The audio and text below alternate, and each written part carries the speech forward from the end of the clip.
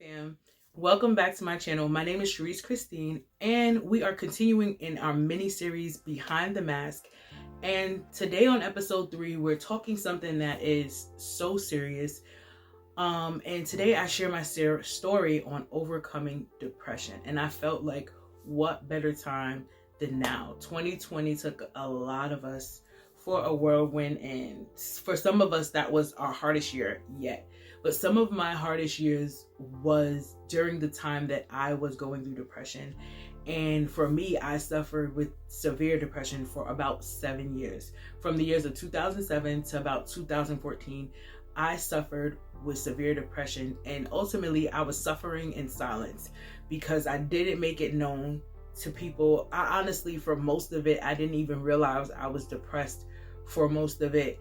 But when it got to its worst state, it's kind of when I realized that I was, but still not really knowing. So today I want to share my story and my journey on how I overcame depression, ultimately how God delivered me from depression, and giving all thanks to Him. And hopefully that will give you some hope if you are suffering from depression, or if you know somebody that is. Share this video with them, and in the link below, in the description box below, I'll be sharing resources and stuff like that for you, because I'm not a licensed counselor, I'm not a licensed therapist or nothing like that. So basically what I'm sharing here today, disclaimer, is my testimony.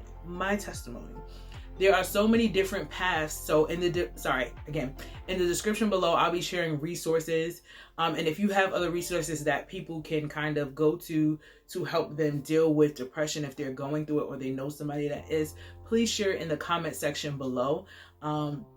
On this journey, we want to help each other, not only just tell people what to do, but we want to go through the process and really do the work to be healed and to be whole. So that's what this channel is like all about. When I have these conversations, when we talk about these topics, it's just so we can be better than we were before. So there's so many different roads that lead to a depressive state, right? Some people go through grief that leads them to depression, or maybe you go through something traumatic that leads you to depression, or maybe you have a chemical imbalance that causes you to have, certain chemicals that release in your brain that put you in a depressive state. But for me, my depression was solely from unmet expectation, not dealing with unmet expectation, not dealing with traumas that I went through in my life, and pains and brokenness, and just allowing them to kind of fester and take root, and just moving on with life.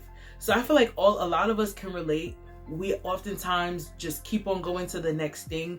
We feel like it's stronger if we're stronger if we don't break down, or if we don't cry, or if we don't take a moment to pause and really deal with the things that really hurt us. And it's okay to hurt, it's okay to cry, it's okay to feel like you need a moment, but you don't have to stay there, right? And there's things that break us down in life that we just feel like we have to be on survival mode, and we have to just keep on going. And that's how I felt. I felt like, my strong, and people will always call me, oh, Sharice is strong and stuff like that. But when I was strong, I was dying inside. So on the outside, it looked like I was very strong, but I was very broken inside, and I was very numb to certain things that when I finally started to feel, it was too much to bear, and ultimately it could have took me out. So I just thank God that I'm still here. So let me just go a little bit backstory just to share you a little bit with my journey. So from 2007 to about 2014, I dealt with severe depression.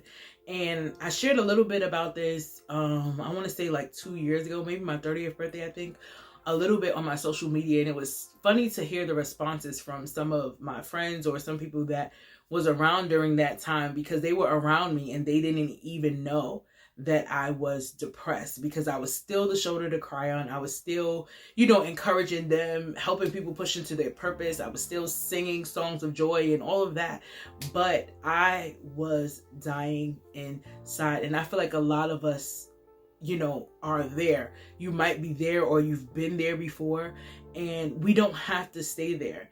And I hid behind the I'm okays and I'm doing good and I'm doing great, when in reality I wasn't. And I want us to be okay with just really expressing how we really feel, and maybe even creating a circle around you who you can be open and honest and transparent with, and let them know how you feel. And then also us doing what we need to do to get that. And it can be seeking a professional help. It can be, so many other things. So in my story, I feel like the world kind of, gives you this image. When you watch movies, you basically reach a certain level of success by what you accomplish. So you're ultimately supposed to go to school, you graduate, you get a degree, eventually get married, buy a house, have kids. And that's kind of where history kind of takes you when you think about expectations. Get the money, get the family, and you're good. But what happens when those things don't happen in that order? What happens when maybe you even reach that level of success and you still don't feel fulfilled? What happens then? So for me, I went through school. I tried to always be in activities. I tried to always do good in school. I tried to always be, a good friend. So I went through school, went through grade school, went through middle school, high school, graduated in 2006. And then I went off to college. And college was a whole different world, but I did what I needed to do. But in college, it slowed me down a lot. It was slower. I wasn't in every activity. I wasn't so consumed with the busyness of life. Now, my life slowed down, and my only focus right now wasn't working while I was in school, but it was just school. And it led me to have more time to think and more time to deal with emotions that I never even knew existed. And when these emotions started to come out, then that's when things begin to get real. And at that point, I didn't even know that I was even at the start of my depression. But looking back, I know where it started. So yeah, went through school, graduated, felt like I was doing my thing. I'm about to go to college. So I feel like, I'm successful. I'm reaching a level of success that I want.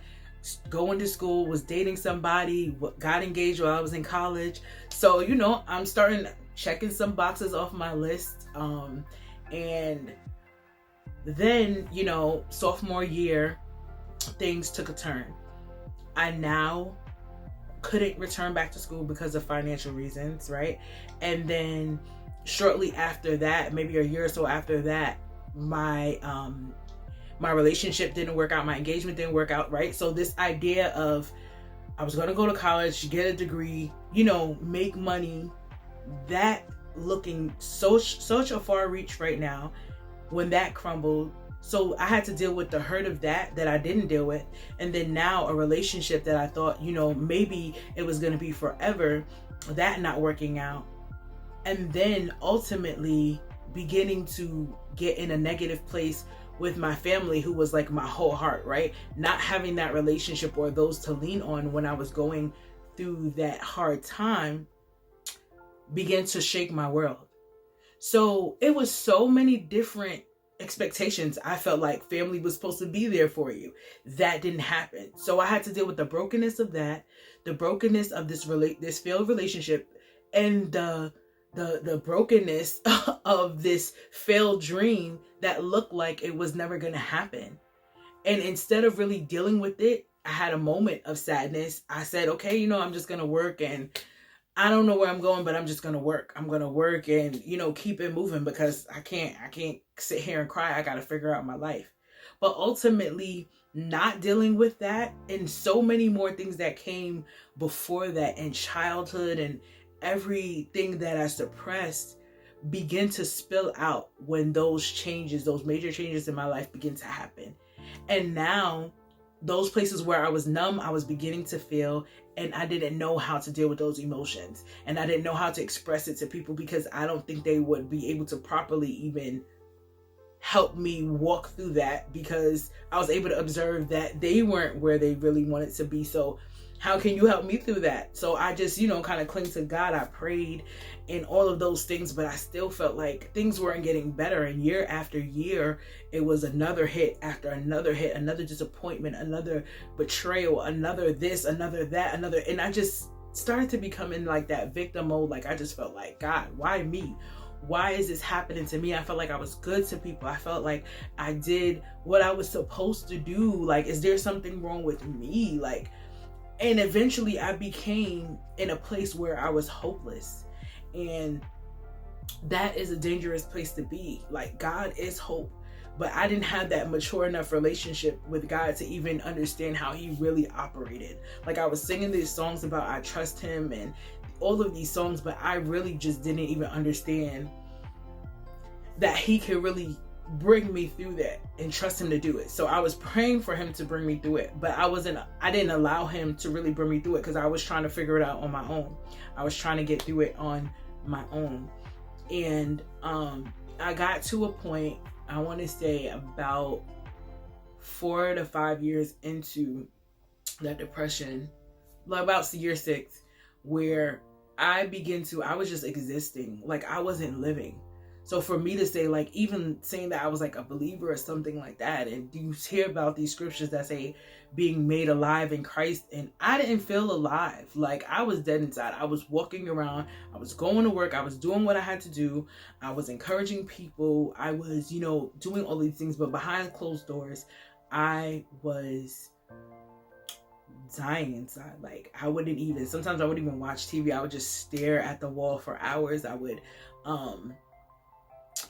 just replay every disappointment and every hurt and every trauma in my head over and over and over from the time I woke up to the time I went to sleep, if I even went to sleep, right? So, so I got so low to a place where I began to have thoughts of harming myself, and this really, again, nobody knew, because on the outside they felt like whatever came my way, like Reese is strong. That's what my family calls me, Reese. Like she's strong. She's gonna she'll get through anything. So nobody thought anything, and I didn't really allow people to see that side of me. But nobody thought anything, and I just thank God. Let me pause right there. I thank God that I never even acted on that. But what I did start to do is I started to pray for God to not wake me up. Like I didn't want to feel this pain no more. I didn't want to feel this hurt no more. And I felt like if my life wasn't going anywhere, if there's no hope, then why am I here? Why do I have to wake up every day and think these thoughts every day and all of these things? Like, just take me, right? And that sounds so crazy. Like, yes, I began to pray for him to end it. And I just thank God that he saw more in me than to really answer that prayer. I thank God that he didn't answer that and allow me, because now like I have the opportunity to share some of the things that I go through with other women and other men, and walk with them to help them come through whatever my story, and not just on depression, whatever. And then he's also given me purpose and new life to be able to impact generations in the world in a way that I never knew back then, because of the load and the weight of my expectations and how they were broken.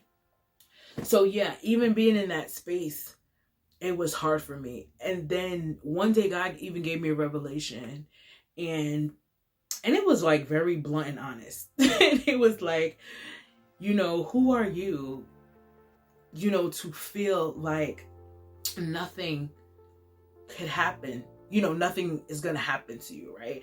And I feel like it wasn't in a way like to say that, you're bad, so this is happening to you. I feel like it was more so like he was saying like Jesus, like he showed me like basically Jesus in the Bible, he was sinless and he still went through, like he was still crucified. People still attacked his character. People still did those things. And me seeing that and him giving me that revelation,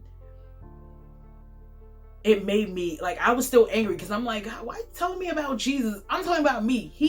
He's Jesus. I'm Sharice. Like, I can't handle this. This is a lot to go through. But it's like, Like, he was showing me that example, like, this is who you're supposed to be reflecting, this is who you're supposed to be modeling.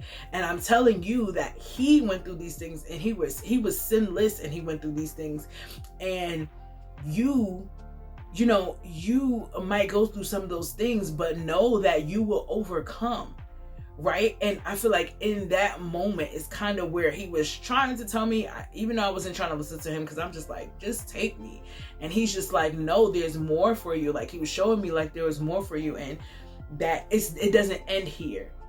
And then from that day forward, I knew that like he wasn't gonna like take me in my sleep or anything like that. Like, he was showing me that there was purpose. So from that day, I decided like I had to choose life. I decided like, God, like, if you have purpose for me, if you want me to be here, because you clearly keep on waking me up every morning, then I need you to show me what it is to trust you. I need you to show me what it is to love myself and love you. I need you to show me. I need the scriptures to come alive off the pages for me. And in those intentional prayers, he began to show me, he began to walk me through it. I began to like even be more transparent with him about my hurt and about my emotions. Even though he knows all, I really had a wall up that I kept him out. Like, I was trying to keep the world out from hurting me even more and more, but I began to keep him out to where he couldn't even heal those areas in me that I had going on. To really get to where I needed to be. I didn't allow him in my thoughts, and to renew my mind to where he can tear down those lies of the enemy that was telling me that there was going to be nothing more for my life, and that, that maybe it's you and it's not everybody else, and maybe you deserve this, and maybe, and that you're damaged, and that you're not good enough, because all of these things happen. I had to begin to allow him in to tear down those lies in my mind. Like, and throughout this whole process, I was still going to church. I was still worshiping and praising God. But it wasn't until that intimacy and that transparency in my relationship with him, and I was able to really be honest about how I was feeling, and really be honest with him, and allow him in to kind of restore me and heal me.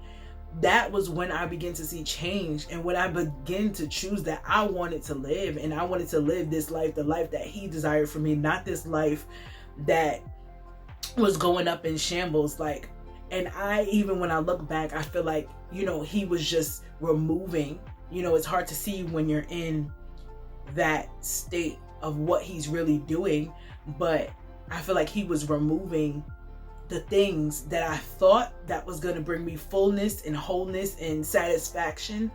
I started to put my faith in things, in relationships, to bring me happiness, and my titles and my success to bring me happiness.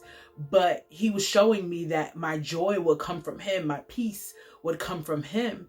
And when I began to journey with him, I began to really experience true joy and true peace. And he began to tear down those thoughts and those lies in my head. And I began to intentionally allow him to, and really deal with some of those things, those hard things that I didn't want to deal with. And I want to encourage you too, to do that. Journey with God on this process. If you are someone that it has gone into depressive state because of unmet expectation, or because of traumas, journey with God. But also, I want to encourage you to also seek counseling, professional help. It's available to us. Like, God is the source, but he also gives us resources, and it's okay. Don't keep it to yourself. Maybe you don't know where to start, and maybe that's something like, now how mental health is talked about now, that's not something that was talked about like that in 2006 and 2007. And especially being African American and being, in our community, that's not something that's freely offered to us, or that we talk about, or we even act on. So for me back then, it was normal to suffer in silence. There's so many people even now that going through depression now really don't even talk about it. Now we're coming a little bit more aware of mental health and how important it is, that I feel like, I definitely have to speak about it even more. But yeah, so I feel like definitely if you are someone who is maybe suffering from depression, Definitely I would say there is power in prayer, so I'm never gonna not tell you not to pray, but don't feel like you're